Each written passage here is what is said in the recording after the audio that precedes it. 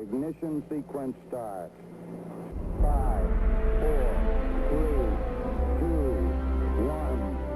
Liftoff. We have a liftoff.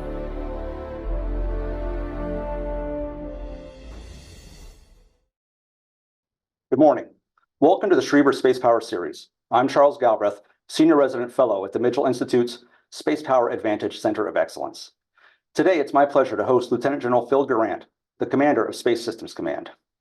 He leads over 15,000 military, civilian, and contractor personnel, delivering cutting-edge space capabilities to the warfighter.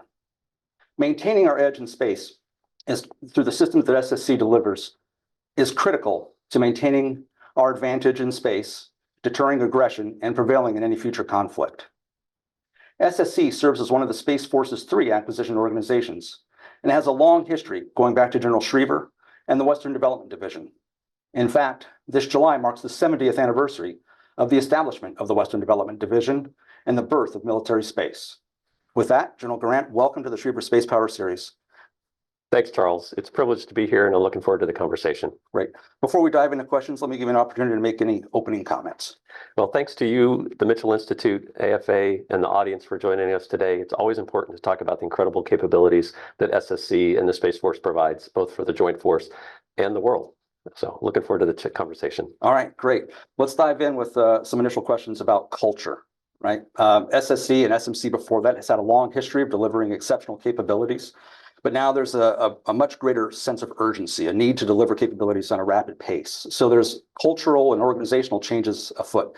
Would you mind talking a little bit about some of the organizational and cultural changes that are under your command at SSC? Sure. And you mentioned our roots all the way back to the Western Development Division. In a sense, a little bit of a return to the roots, that sense of urgency, the culture. One of the things that I can influence as the commander with organized training and equip responsibilities is where we put our resources, both prioritizing programs, but perhaps more importantly, where we put our people. So we're focused on completing the work that General Gutlein started with the stand-up of SSC as a field command, the S-staff structure, pushing resources into the programs, looking at what I would call monolithic legacy SPOs, getting more to a smaller responsive SPO, and staffing up new programs. Colonel Corey Klopstein is the PEO for Operations, Test, and Training Infrastructure. He has very few people to manage his programs, so we've got to reallocate and reprioritize where we're putting our talent to get after these emerging programs. You know, the Space Force doubled its budget in 3 years. Most of that money is coming to the acquisition organizations that you mentioned. So we've got to be able to get after that and execute those funds effectively and deliver warfighting capability. Yeah, absolutely. It is definitely all about the people and the talent that you can harness there. So are you confident that you have the right uniform talent with the right skills and background to execute this critical mission?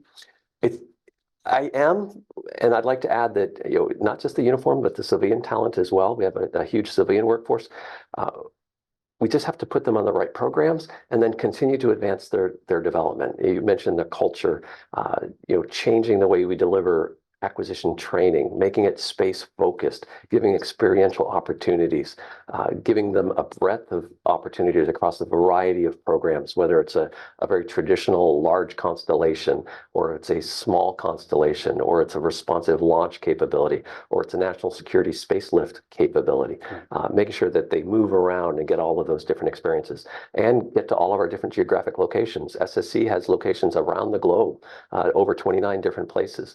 So it's a new look at development and culture with a warfighter focus as we field capability and support Space Force generation, so that when General Miller presents forces to Space Force Base or the service components, that they're equipped and have the capability and they're trained and know how to operate. Yeah, so on that culture piece, and you talked about delivering warfighting capabilities, one of the initiatives coming out of the Space Force is the Officer Training Course, a program to sort of give all Guardians who are newly commissioned a basic foundation of either space operations, intelligence, or cyber expertise before going off into their own follow-on assignments. It's very similar to what we used to have when it was the Air Force of OPEX, but this is going to be for everybody. So what sort of impact is that going to have on the talent management at SSC? The biggest thing I'd like to say about OTC is it's going to ground every officer guardian in what this service provides. Every Guardian will be an operator. They're going to learn their trade. To your point about the OPEX, they're going to be better informed better understand the mission, better understand the requirements. They're going to come back into acquisition and understand what the warfighter needs and be able to apply those lessons learned. At the OTC course, they'll get exposed to acquisition. There'll be a familiarization component of that class, but they'll come to SSC to get their basic practitioner training and become a qualified to become a material leader or a senior material leader. But it's that grounding and that common understanding and the networking and developing relationships that will last their entire career.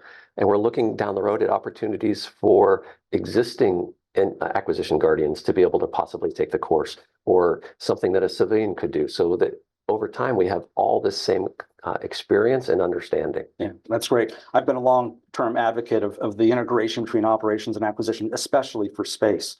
Along those lines, the Space Force recently established the integrated mission deltas. They've been in existence now for about 9 months, I want to say, with two lead efforts, one for PNT and one for Space EW. So how are those efforts going, and what are the plans for the future? The IMDs have done really well. We've learned a lot of information. Fundamentally, IMDs are about readiness. For the first time, we have a single mission commander in charge of the 4 components: people, training, equipment, and sustainment. Traditionally, the sustainment and parts of the equipment were covered under the acquisition organization, and the people and the training were covered under the operational. In these IMDs, the commander is either an acquirer or an operator, and the deputy is the other. So you have a team effort. It's important to note that the acquisition authorities still flow through the program manager to the PEO to the service acquisition executive, Mr. Calvelli. That does not change in an IMD, but we have tighter cohesion in weapon system sustainment and the ability to execute rapidly, to field upgrades and address urgent discrepancies in those capabilities. We're pretty pleased with it. Each IMD has a counterpart systems delta that is in acquisition, in SSC. Think of it a more traditional acquisition program, very early in its development, not ready to transition into operations. But having that tight relationship gives you even closer alignment with the operators for ConOps, for requirements, for a user interface. We are expanding the concept. This summer, we're doing the mission analysis to expand on the missile warning mission area, as well as the space domain awareness. Awesome. That's exciting. It is. Yeah, so one more personnel question. So recently, in fact, just last month, you had 2 SSC Guardians, lieutenants, complete some training with the Army, and they earned their Stetsons and their silver spurs with the Armored Cavalry. So why was this, so important for them, and then what does it really mean for SSC and the Guardians that you have in terms of integrating Guardians into joint exercises and operations? Yeah, that's pretty cool. I haven't had a chance to chat with the 2 gentlemen, but obviously congratulations to them. I would offer that represents 2 parts of the Guardian ideal, our core values. And I would say the commitment and connection. Obviously, the commitment to earn their Stetson and spurs. I went to Army War College. I know that's not an easy task. Right. I wouldn't even think I'd want to try, but it'd be fun to be there to watch them. And then the connection to the joint force, to the community. It really represents this idea that Guardians serve everyone. We serve the global economy, we serve the joint force. We also serve Space Force when we're developing capabilities for space superiority to support blue kill chains and defeat red kill chains. SSC does quite a bit. We deploy acquisition Guardians in support of exercises and war games. It provides subject matter expertise on weapon systems, but it's also a fantastic learning opportunity that traditionally acquisition officers and civilians didn't have before we took on this effort. That's great. And so space is truly a joint sort of service where you're providing support and capabilities to the Army, the Marine Corps, the Navy, and the Air Force, as well as you said, industry and everybody in the U.S. and around the world, frankly. Right. That's exciting. So I was visiting the SSC webpage this morning, and you've got a countdown clock, counting down 589 days now until 2026. That really, I think, establishes a sense of urgency for what it is you're trying to deliver in terms of resilience and being ready for the fight just around the corner. Can you talk a little bit about what your objectives are in the near term and what you're trying to achieve by establishing that countdown clock and that sense of urgency for 2026? That countdown clock got its roots in 2021 when Admiral Davidson left Indo-PACOM and relieved command to Admiral Aquilino. At the time, he said, we've got 5 years. So that's where 2026 comes from. You've heard senior leaders talk about a date, whether it's 27 or 26. For the purpose of the countdown clock, we chose 26. Uh, Within days of taking command, we got together in Colorado Springs with the other field comm commanders, Tim Shaba from Starcom and Rock Miller from Spock, and all of our subject matter experts. And we said, look, we only have, at the time, it was about 22 months before 2026 is here, which isn't a lot of time. Yeah. And we know that that's not enough time to palm for new capability. That's not a time to start a new development effort. So really, if we go to crisis or conflict, to quote Secretary Rumsfeld, we're going to go to war with the Army we have. So we need to make sure that that kit that we have, and we know we'll have, we need to make sure that we're able to use it and fully execute the kill chains. So over the course of the spring, we've been doing a series of tabletop exercises to identify known gaps that we can go after to close those kill chains. Right now, we're getting into early summer. The acquisition community is meeting with industry to find out what's a realistic capability that we can fix. Later this summer, we'll go to General Saltzman with a 1 to N list with proposals of we need to reprioritize that list of things. We might need to go after some new funding, or we need to possibly stop doing a few things so that we can put that funding towards these efforts. We're at 19 months already. We still have to develop, field, test, train, and then force present. Yeah. We can't just throw it over the transom. These operators have got to have time to develop tactics, techniques, and procedures. I call this a call to action. And when I talk to SSC about this, but the idea is a big sense of urgency. The adversary isn't stopping. We're seeing behavior from Russia. You've heard about things Russia's doing in the press. We're seeing adversarial behavior from China. We need to be prepared, and we need to make sure that the kit we have, we can use. Awesome. Awesome. So I mentioned at the beginning that SSC is one of 3 acquisition organizations within the Space Force, along with the Space Rapid Capabilities Office and Space Development Agency. But what is unique about SSC among those 3? And I hear the term fully burdened capability used quite a bit. Could you explain to our audience what that means as a fully burdened capability and why that distinction is so important? It really gets to the .mil PF process. We want to make sure that when we deliver a weapon system, it's not just the weapon system. We're delivering it to a location that has a facility that can house operators who have been trained on the capability and are able to force present it. So it's a mind shift change to make sure that anytime we deliver something, it's fully burdened to meet all of the, its reliability, its availability, its maintainability. The operators have the trainers necessary, and not just basic training, but advanced skills training against a thinking adversary. Yeah. We want to make sure that all of the pieces of a system are there. And we need to start this work early. And we've started this a couple of years ago when we develop our program and into the POM and into the president's budget, that all of those are accounted for as well. So it's fully budgeted, it's fully resourced, and the operators are ready to take the equipment. The ground system is delivered, to Mr. Calvelli's tenets of acquisition. You've got the ground system needs to come first. Right. So that's the mind shift change, that we're not just delivering a kit and tossing it over the fence. Yeah. It's an integrated team making sure that when it's delivered, everything you need to operate it is available. Well, that really goes back to the integrated mission delta kind of concept, as well as making sure that the acquisition community and the operations community are closely linked and seamlessly transitioning technology to the warfighter. Right. That's great. But at that same time, we also need to make sure that we're able to rapidly transition technologies, prototypes, ops demonstrations, to fully develop capabilities. When I was in uniform, we did a lot of demonstrations and prototypes. Not all of them made it across that sort of valley of death that we hear so much about. So what is SSC doing to ensure that there is this rapid transition of capability? That's an important point to recognize. And you mentioned some of our acquisition partners. Some of their systems will transition to SSC for production and sustainment. But we need to closely align those prototypes and demonstrations to an operational need, not just for their own sake. That's the first piece. And we'll do a little bit of that work with the Futures Command.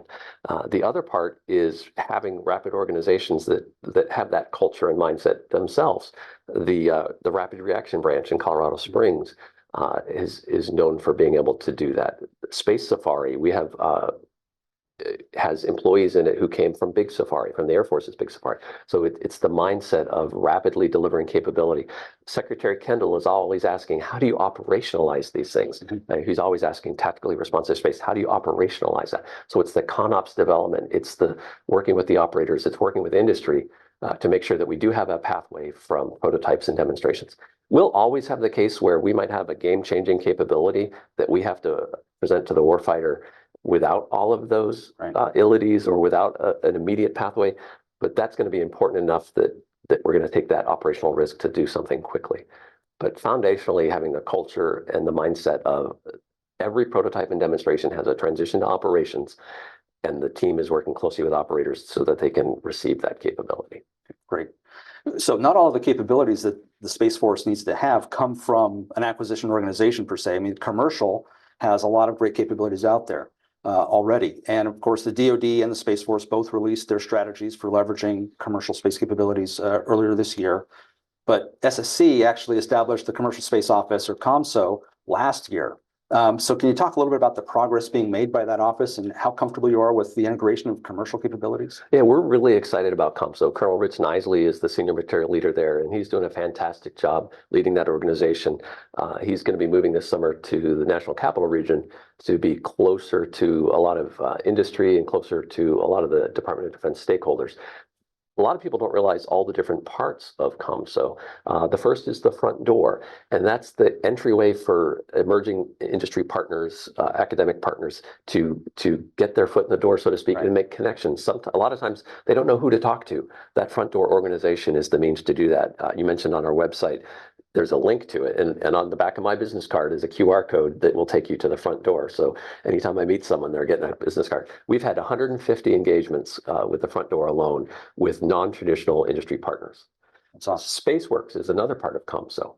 Partnership to AFWorks. SpaceWorks has awarded over 160 efforts valued over $250 million. Wow. To get after innovative ideas, again, non-traditional companies to get after those capabilities. Then we have the very traditional commercial satellite communications office run by Claire up at Fort Meade. They're executing over $3.5 billion in 70 contracts, providing DoD commercial satellite communications to users. And then we have the Space Domain Awareness Marketplace, feeding activities like the JCO, where companies can bring their capabilities, and we present that data to allies, not just the U.S. warfighters. And then finally, the new CASR, the Commercial Augmentation Space Reserve concept. Right. So COMSO is become really big. I like to tease Rich, and I tell him my goal is to put him out of a job, such that we change the culture at SSC. So commercial is the first instinct for a PEO, for an act strategy, not an afterthought. We'll always have the front door. Right. We'll always have SpaceWorks. But if I can get these commercial things like the SDA Marketplace and the Commercial SATCOM Office baked into the PEO's thinking and budget, then I think we've been a success.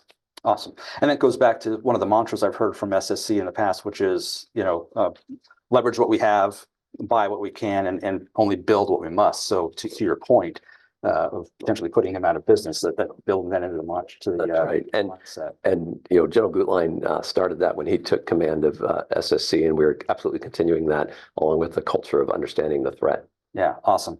So you mentioned some non-traditionals, and I know one of the mechanisms that SSC has used in the past for non-traditionals was the Space Enterprise Consortium.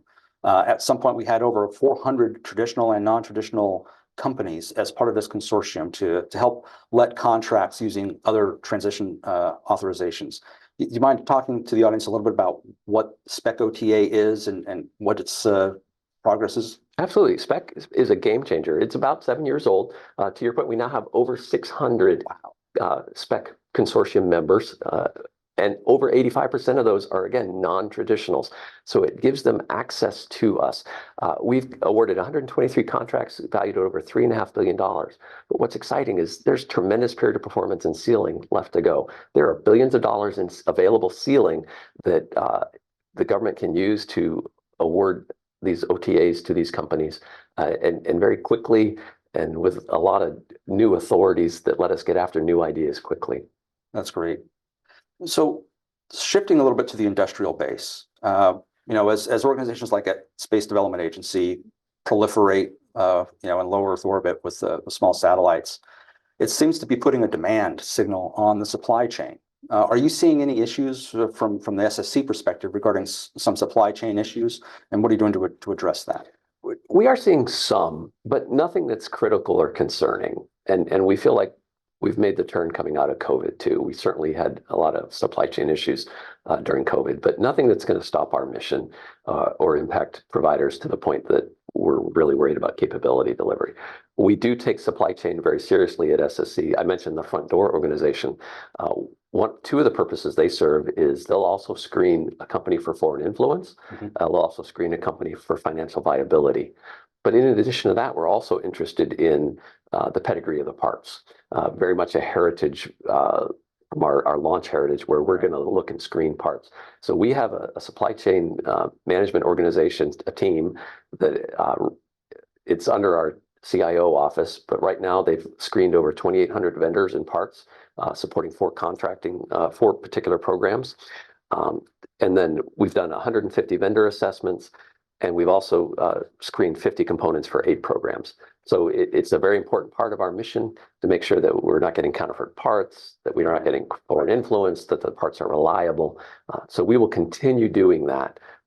And we find it helps the industry base. We work with partners like the Aerospace Corporation to identify issues and mitigations. Great, thank you. So one of the great successes last year was a project called Victus Nox, and you demonstrated the ability to take a satellite from warehouse, move it out to Vandenberg to launch it and have it operational on orbit within less than a week. And now you're following that up with a program called Victus Haze. Can you talk a little bit about that program and then the overall construct of what seems to be a Victus series of activities? What are the objectives there? Sure, and I'll take the second one first. So Victus is, to your point, that is our series of continually demonstrating what is not just a capability, but a culture, this idea of going fast. So you'll see a Victus mission every year, and it'll have a different name. Victus Haze, which will launch sometime in 2025. We're not going to tell the providers when. Will be a space domain awareness mission. This time we're going to have multiple space vehicle providers, as well as payload providers and a launch provider. And it will be the same model. They'll be put on contract, they'll go on hot standby, they'll get activated, they'll be on alert, they'll do on-orbit checkout and into operations. Victus Nox, I mentioned the culture. We took an FAA approval that took 10 days and got it down to 48 hours. Wow. We turned on the launch window, and the goal was 24 hours. We launched in 27 only because of the orbit we were going to, and physics still gets a vote. Sure. So the idea is agility and speed. It gets back to that urgency. I mentioned the adversaries are continuing to exhibit poor behavior. Victus gives us an opportunity to have a rapid response. And to show resolve and the commitment to the world that we can address those types of threats. So sometime in 25, you'll see a call up, you'll see a mission turn on, and we'll execute. Now it's important to realize we're breaking new ground here. It's not going to have the same mission assurance that a national security asset might on an SSL launch. Right. So there's always a risk, but it's a risk we're willing to take because we learn tremendous amounts of information and change the culture while we're doing it. Well, that's fundamentally it. The culture of the legacy capabilities was so risk averse that drove up costs, drove up timelines. But now we're seeing the threat advance at such a pace that we have to develop capabilities at a much more rapid pace, and that includes taking some additional risks. So it's great to see that culture is being embedded into some of the programs at SSC. It's awesome. So launch. Nothing gets to space without getting launched, and whether that's Victus Haze or Victus Nox or just an NSSL. The pace of launch has really picked up in the past couple of years, largely thanks to SpaceX and Starlink satellites. But in 2024, we're looking at over 100 launches just out of the eastern range. What is SSC doing to make sure that the range is modern and capable of handling that additional stress from a hardware perspective and an IT perspective? So 174 launches this year, 116 of them at the Cape.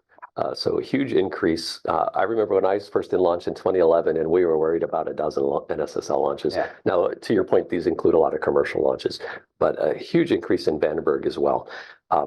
So the OMB gave us $1.3 billion in the recent budget to get after that infrastructure. It's going to be over 130 projects managed in partnership with IMSC, with the Civil Engineering Center, and the Army Corps of Engineers. over the fight basically to get after that. Now I'll say that a lot of that is built up technical debt. That's not improving capacity. That's getting after known capacity problems. So to your point, we've got to figure out new things that we can do to keep up with that.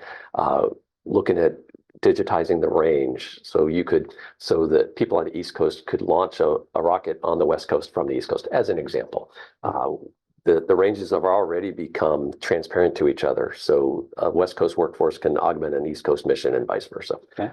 Looking at our processes, I mentioned mission assurance. We're in the midst of a broad area review, specifically looking at mission assurance to get after the increased capacity that you just mentioned and supporting the commercial mission. Congress gave us some new authorities to help us get additional funding from these commercial launch service providers.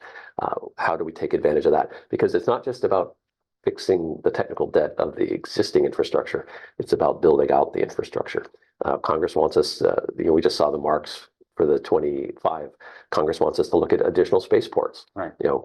Are they feasible? Can we support them? Are they, do they make sense for the orbits and the missions that we're doing?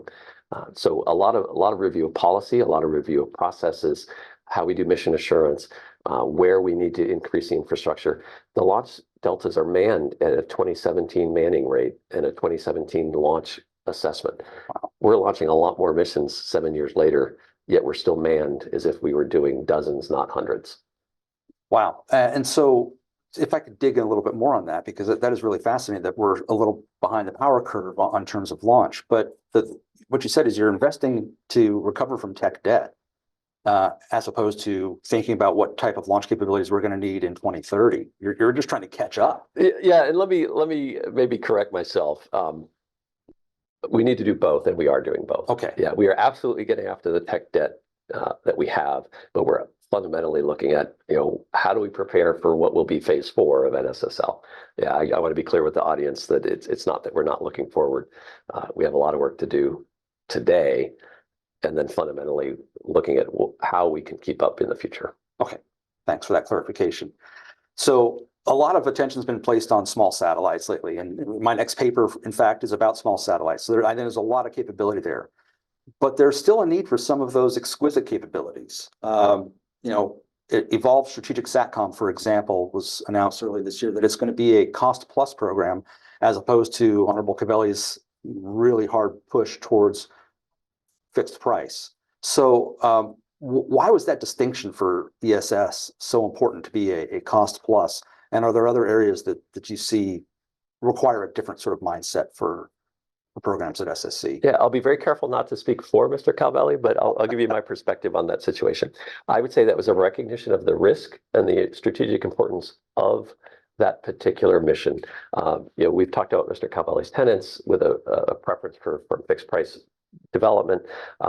That decision to go to cost plus was the result of a conversation between Mr. Calvelli, the program executive officer, the program manager, and industry, and a recognition that the initial development on such a critical mission was more risk than FFP could bear. And it's only for the first 4 satellites. The follow-on production will absolutely be a fixed price effort. That's good to know. So those exquisite satellites that we used to talk about, and General Hyten called them juicy targets. How are you going to make sure that ESS doesn't become another juicy target? So without going into details, I can offer that these exquisite and very strategic assets do have resilient capabilities included. One thing that we've done that's very novel, and Colonel A.J. Ashby, who's a material leader for ESS, is asking industry, you tell us what, separate from the requirements, what opportunities do you as a vendor have to provide additional resiliency? So we're actually asking industry to propose ideas to us. And we think we're going to get some new ideas that we hadn't thought of, or perhaps we weren't sure could fit in the affordability caps on these programs. And we expect to get different ideas from the different vendors. And that will be part of the source selection is what are these options that add additional resiliency? And that'll be part of the RFP. Resiliency and protection, and so including that as part of the proposal. That's right. Whether it's self-protection, the ability to maneuver without regret. Okay, great. Earlier this year at the Warfighter Symposium, it was announced that the Space Force is establishing a Space Futures Command to look 20 or 30 years into the future. And in the audience, I thought back to, well, when I was a captain, I was at SMC Developmental Planning Directorate, where we look 20 or 30 years into the future, and I'm like, okay, so everything old is new again. That's right. But what is the relationship between this new field command going to be, where it's looking at future capabilities, and SSC? This new field command, and the intent is to be active provisionally by August, will be another very geographically diverse command. There'll be a headquarters component, the futures part of that Colonel Carl Baltofsen does under General Bratton. It'll be commanded by a general officer. There'll be 3 centers, and I like to think of them in terms of pillars, but they're centers. One on concepts and technologies, that's led by Colonel Pete Mastro. The Del 10 from STARCOM will lead the Wargaming and Exercise Center, and then the Space Warfighting Analysis Center that we all know of, the SWAC, will continue its traditional role. And the idea is they will build that future force that then goes into the programmed force, which ultimately we hope becomes a fielded force. Donald Saltzman likes to talk about risk of mission being the difference between those 3 forces, the force design that we want, the force design that's budgeted, and the force design that we have. So this Futures Command is going to, from a Doubtmill PF look, so back to your previous question, going to look across the capabilities that are emerging, the Valley of Death, some of those prototypes and demonstration activities that you mentioned, to get those fielded. And to your point, it's the old XPXR view of the world.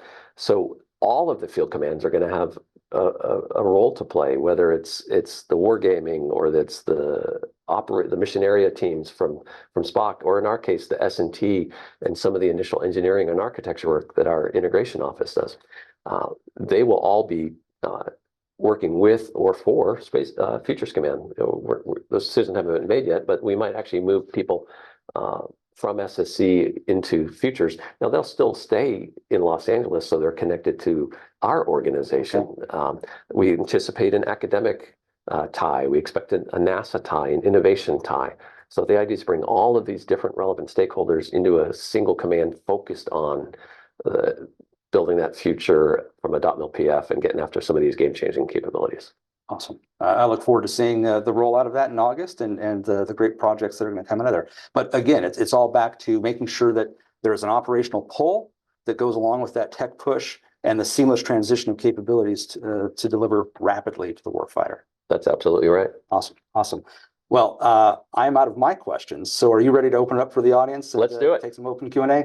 All right. So with that, we'll open it up to the audience for Q&A. By now, you know the drill. Aidan will call on you. Make sure you unmute your mic. Please state your name and affiliation before asking your question. You can also submit your questions in writing via the Q&A function. So with that, who do we have first, Aidan? First, we have Greg Hadley from Air and Space Forces magazine. Hi, General Grant. Thanks for doing this. My question was about the resilient missile warning, missile tracking constellation for middle or medium Earth orbit. Could you give me an update on how that program is progressing and what you see as kind of the future for it, and how you guys are working with SDA to kind of make sure that connects with their constellation in LEO? Yeah, let me brag on the team a little bit. It's led by Colonel Heather Bogsty, and it's in Colonel Rob Davis's portfolio. You mentioned the partnership with SDA. We actually have a combined program office. It's SSC, SDA, and the Missile Defense Agency, working with Walt Chai's folks that do the space sensor layer. You mentioned it is a hybrid architecture. We have the traditional capabilities, the next generation capabilities, the SBIRS-like capabilities. We have the medium Earth orbit layer, which will be a broad architectural constellation, and then working with SDA and MDA on the proliferated LEO layer. So it's going very well. It's a fantastic partnership. We couldn't do it by ourselves. The department recognizes that. It's reflected in the budgets across that entire mission area. If I'm not mistaken, we just released an RFP on Epic 2. We're getting ready to release it, which is specific to the MEO layer. So you're not only getting some additional resilience by going through the different orbital altitudes, but you're also getting different capability sets as well. That's right. Okay, great. how do they all seamlessly stitch together? That's the proof in the pudding. That's right. So some of that will integrate into the existing OPIR architecture already. In the future, new capabilities will also integrate into that architecture. Dr. Tournier and the SDA is a lot of work with his warfighter architecture, delivering that capability as well. It's an unusual approach. It's a novel approach of delivering data in a sense, as opposed to delivering a satellite which provides that capability. Right. So we have diversity in architecture, we have diversity in ConOps, we have diversity in capability, all of it intended to inform the warfighter and in some cases to present data directly to a weapon system to prosecute a missile threat. Awesome. And making sure that the warfighter gets that in a timely fashion so that they can take the appropriate action. Exactly. Wow, great. Aiden, who's second on deck? Next, we have a question from Stephen Clark. Hey, General, can you hear me? Yes, Stephen, go ahead. Great. Yeah, my question, I think it involves, refueling in orbit. The Space Force has talked about maneuver without regret and dynamic space operations a lot over the last year or two. However, some recent comments suggest some of the leadership may not be sold on that. There may be another way to achieve that goal of dynamic space operations. Can you talk about some of the studies that are underway within the Space Force or Space Systems Command in particular on the utility of refueling and whether there may be another way through proliferation or another way to achieve that goal of dynamic space operations? Thanks. Sure. The next generation of satellites, that will be a requirement. So it's what we're really talking about is the near term to the next, say, 10 to 15 years of how do we get after that, primarily for systems that are already on orbit. We have an organization at Patrick Space Force Base led by Colonel Joyce Bolson looking at space mobility and logistics. She's part of the Assured Access to Space team under Brigadier General Pansahagen. And she does have funding in the appropriation, and we look to continue that to get after novel ideas and to do some demonstrations and prototypes.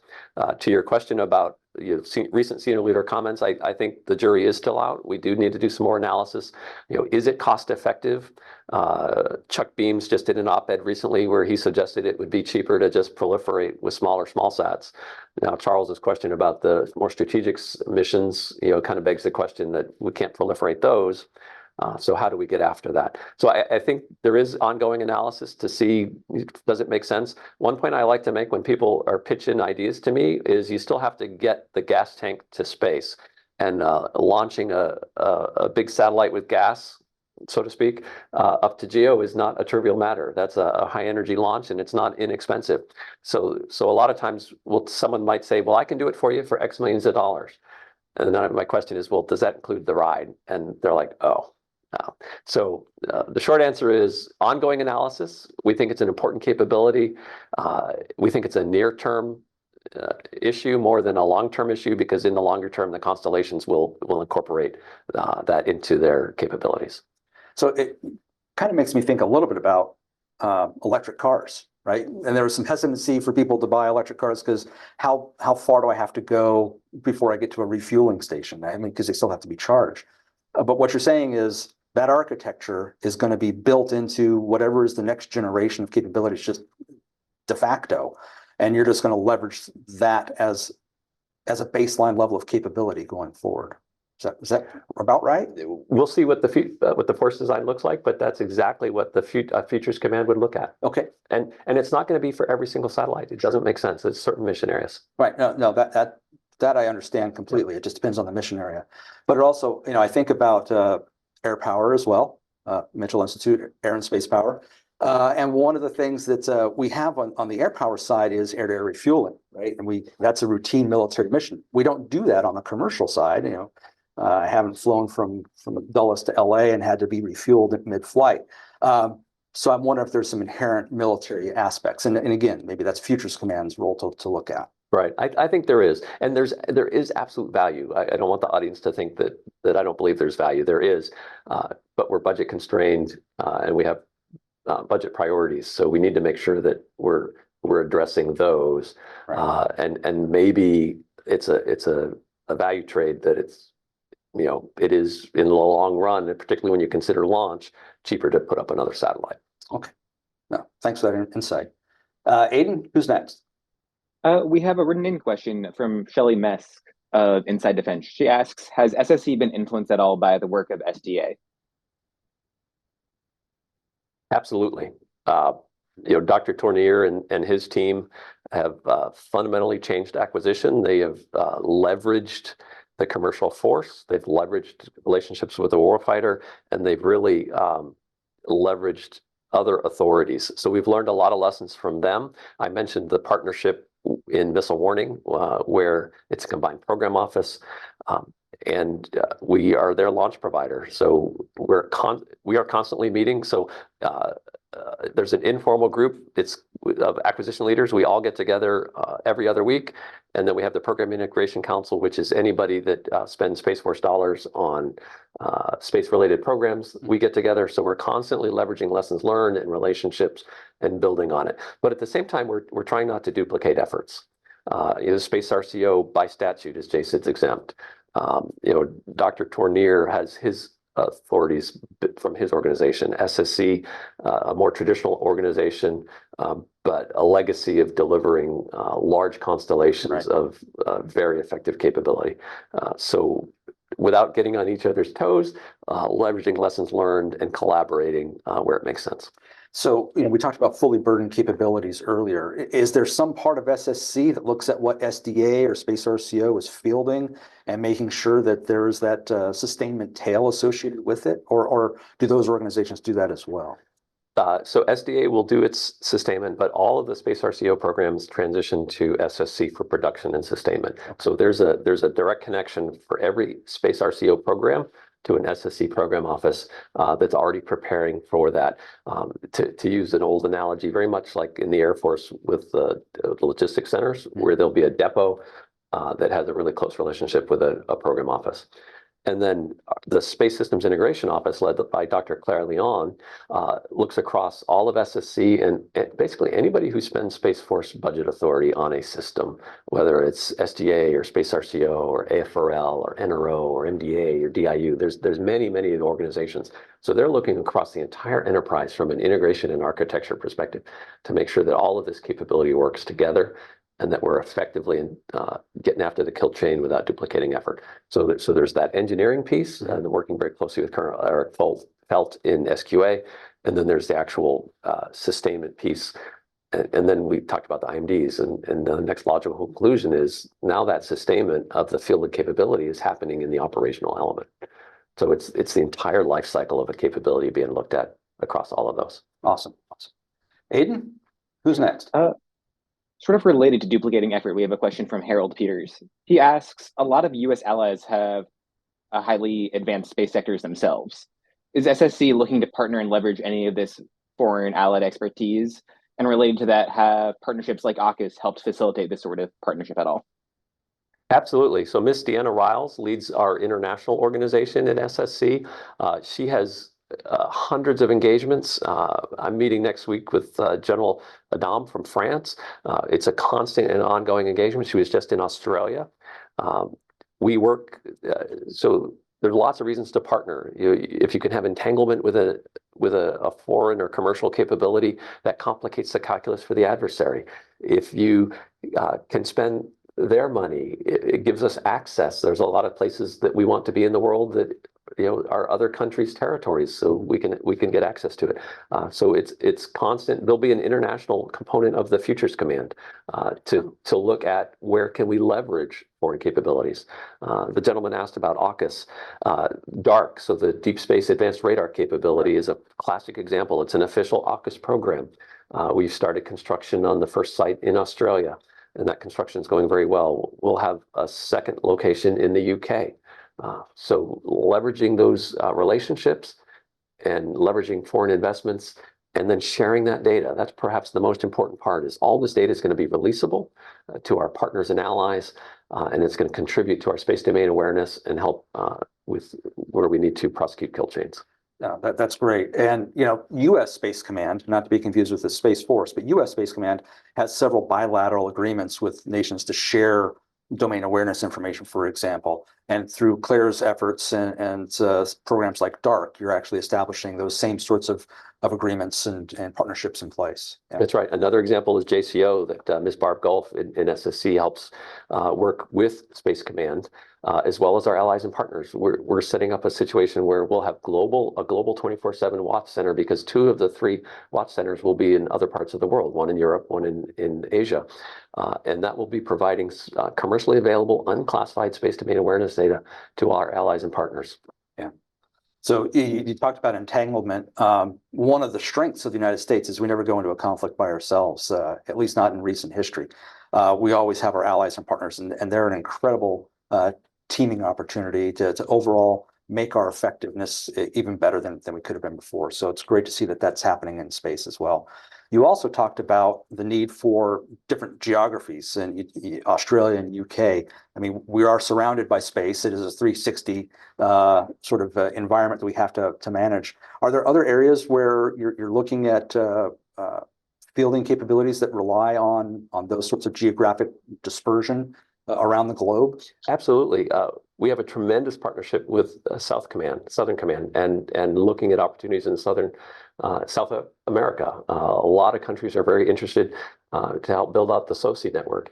And space domain awareness is a relatively inexpensive way to enter into this community of partnerships. A ground-based telescope, a ground-based antenna is pretty cheap to operate in the grand scheme of things, and allows a sovereign country to contribute and be a partner with us.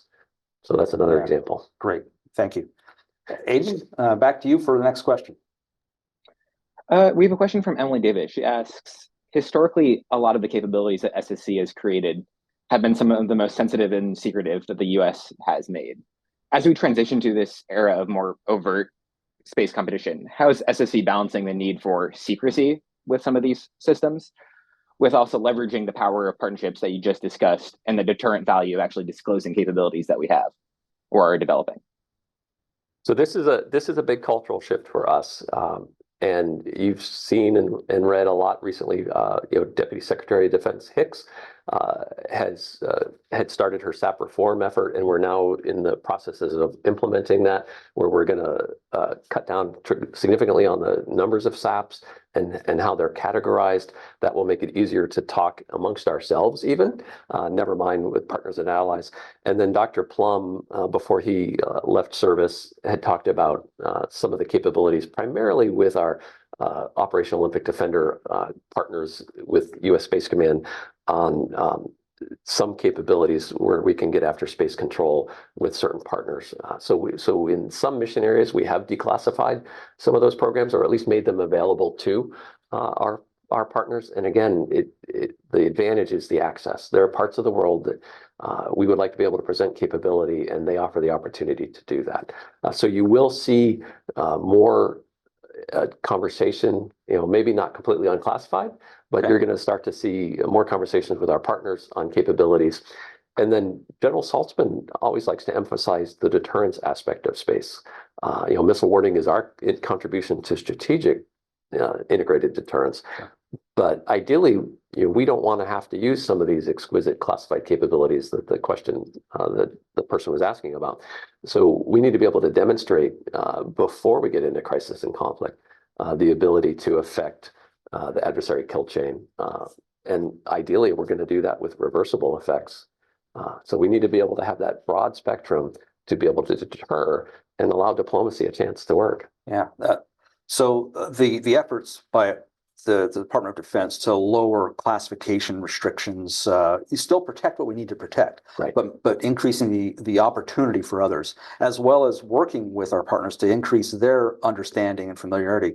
That's all great from a development perspective, but it also is critical from an exercising perspective, where I see a lot more Olympic Defender, you mentioned, a lot more of our allies and partners working with the Space Force on these exercises. And we talked about the Guardians who went and earned their Stetsons. Can you elaborate a little bit more on how the classification restructuring, this culture shift, is impacting our ability to integrate into exercises? Yeah, probably the best example is the Schriever War Game, which is an annual space-based war game that we do. And we invite foreign partners to participate, and we do it at a classified level. And we can do it at different classified levels. So we can allow different partners to participate at the level that they are approved for access for. Right. Another example is, the combined space, the CSPO initiative has just expanded to include new countries, Italy and Japan, among others. So we're continuing to grow the family of countries that are provided access to our most important capabilities, and then including them in the exercising. It does us no good if they're not comfortable with the capability, that their governments aren't comfortable with the capability, that they're a part of the operation as well. Yeah, absolutely. So a big tent approach, which is great, but everybody contributing in the ways that they can, right? Not everybody's going to be clear to everything, but that doesn't mean you're not part of the overall campaign. Right. Great. Aiden, what's next? We have a question from William McGuffey. He asks, how has artificial intelligence capabilities influenced SSC's strategic posture? Hi, Bill. Hope you're doing well. Thanks for the question. The entire department is exploring AI and ML, and there are some very visible capabilities. Secretary Kendall just flew on a Venom aircraft, right, as an example, which is developing tactics, techniques, and procedures for the collaborative combat aircraft program. That's on the Air Force side. On the Space Force side, we're exploring, how do probably the best example is we have the Unified Data Library, which is a vast collection of space-related data, primarily space domain awareness data. It's too much for the human to right, analyze and comprehend. So how do we use AI and machine learning tools to learn patterns of behavior, norms of behavior, detect anomalous behavior, understand intent? That's an example. We have a lot of initiatives for visualization that are taking advantages of some of those technologies, and how do we employ it? When I was at the Missile Defense Agency, there was a recognition that that fight might become too complex for the human to operate.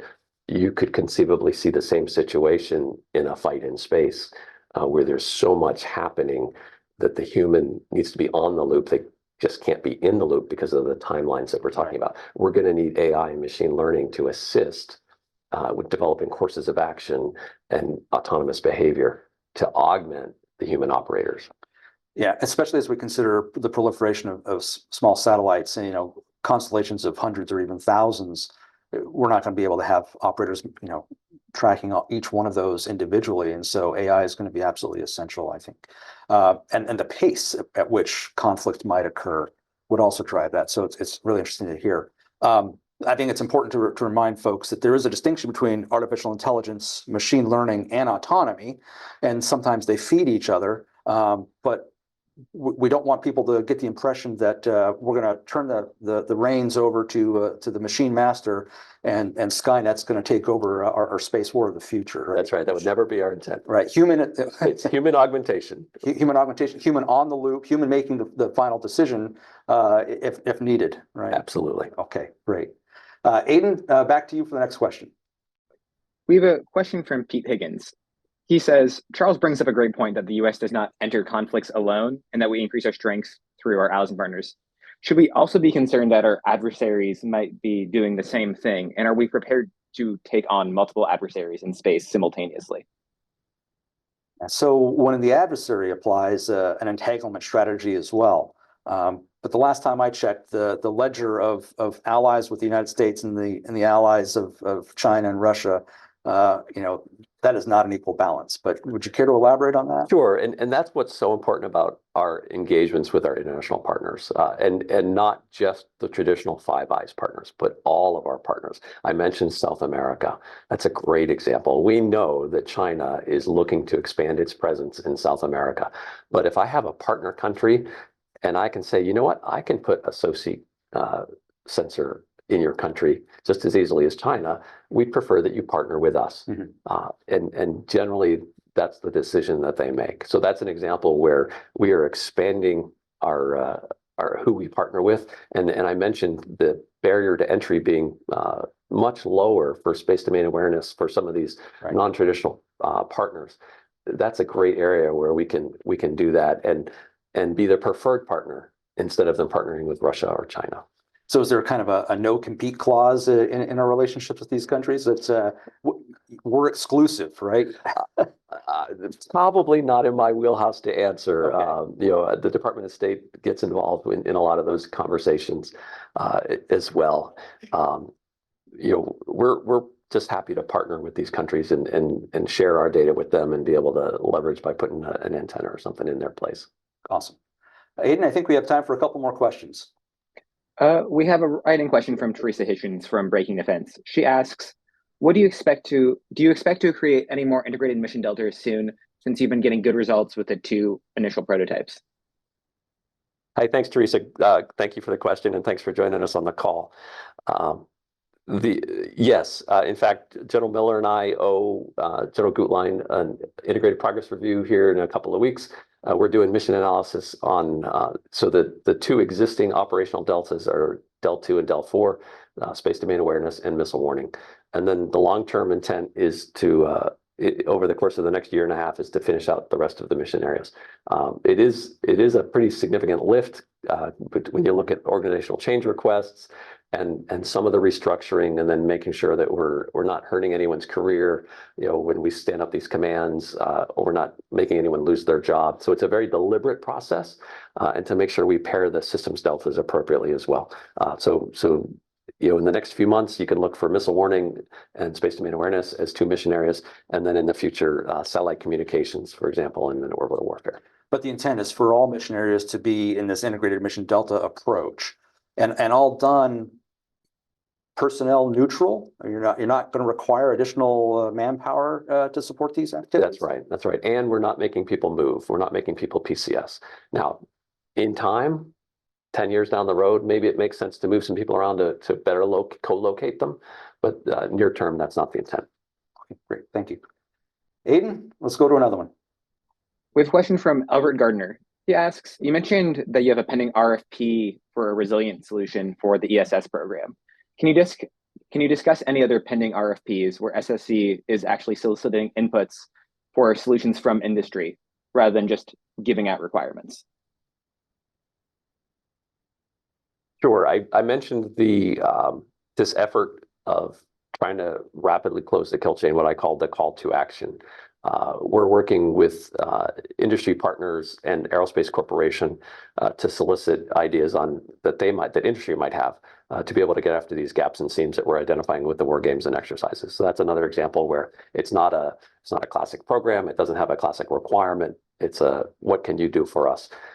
And then there's I believe it's in June down in Raleigh, North Carolina. There's another reverse industry day where industry can come in and give us their ideas as well. Okay, but is there a location, a website where you basically hang your request for proposals so people understand? And I know with the Space Enterprise Consortium, there was an opportunity for those now 600 partners to see what's available to them. Is something like that on a larger scale? The best one is the SAM.gov, the very traditional government website. The front door will provide access to data. Great. But I'll take that back as perhaps something we might consider is on the SSC website, a link to active solicitations. Okay, excellent. Well, we're getting close to the end of the time. Thank you, General Garrant, for your time today. It's been a pleasure talking with you and getting some additional insight on where SSC is today and where they're headed in the future. And ladies and gentlemen, with that, we've come to the end of this Schriever Spacepower series session with General Garrant. Again, my thanks to General Garrant, as well as all of you for joining us today. And from all of us at MI Space, have a great Space Power Day.